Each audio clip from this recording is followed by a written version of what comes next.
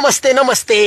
तर आजचा विषय काय घ्यायचा आपण सर? आजचा विषय घेऊया. काल काय सांगितलं होतं ह्यांना आहे का ध्यानात? हा, तर कालचा विषय होता की शेळ्या खरेदी करायच्या. आपण कुठं करायच्या, कोणत्या करायच्या, कशा करायच्या हे सांगितलंच आहे. तरी आता सांगतो.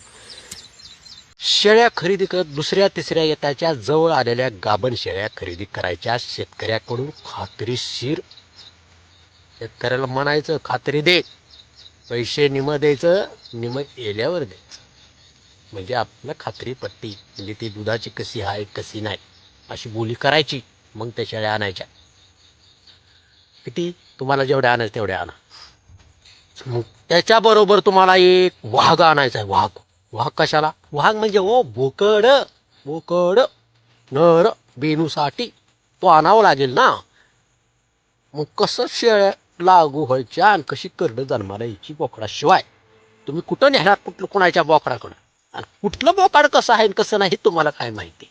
तुम्ही चांगलं काळं पुट्ट पातळ कातणीचं 6-7 महिन्याचं कवळं जाडजूड मानचं लांब मानचं असं बोकाड आणा विणूसाठी.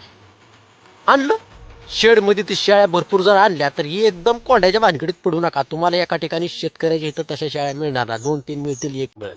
तुम्हाला लय शेतकरी गाठावं लागतील त्यासाठी. पण डायरेक्ट जर तुम्ही शेडमध्ये सगळ्या शेळ्या घातल्या आणि त्यात जर एखादी मारकी शेळी असली, खोटाड असली, की धडका देऊन देऊन देऊन देऊन देऊन जवळ आलेल्या सगळ्या शेळ्या गाबडून टाकीन ती. सगळे मरतूक करडं जन्माला येते. अशा खोडीची काय काय शेळ्या असतात, मारक्या फिरक्या काय खोड असते. अशा सुद्धा शेतकरी वर्ग काय काय विकत असतो. हे तुम्हाला माहित नसतं. अरे किती खात्री देऊ दे त्यांनी. आपण सावध राहायचं असतं. आपलंही डोकं चालवायचं असतं. निव्वळ दुसऱ्यावर विश्वास ठेवायचा नसतो. थोडा आपल्या बुद्धीने चालायचं असतं. बोकडाविषयी सांगितलं. शेळ्या कशा आणायच्या हेही सांगितलं. शेळ्या कशा तर मोठ्या कासाच्या, मोठ्या सडाच्या, लांब लचक उंच मोठ्या पोटाच्या. इथं सांगितलं दुसऱ्या तिसऱ्या येताच्या म्हणजे गॅरंटी असते 2 करडं देईल. जुळी तर मला पाहिजे, तरच परवडते. 1 करडं म्हणजे परवडतच नाही. झालं, संपला विषय. आता लांब गेला व्हिडिओ. आता काय करायचं राहिलं? आता तुमचं काम राहिले की काय राहिले? अरे ठोका की जाऊ दे की पुढं पाटा पाटा पाटा.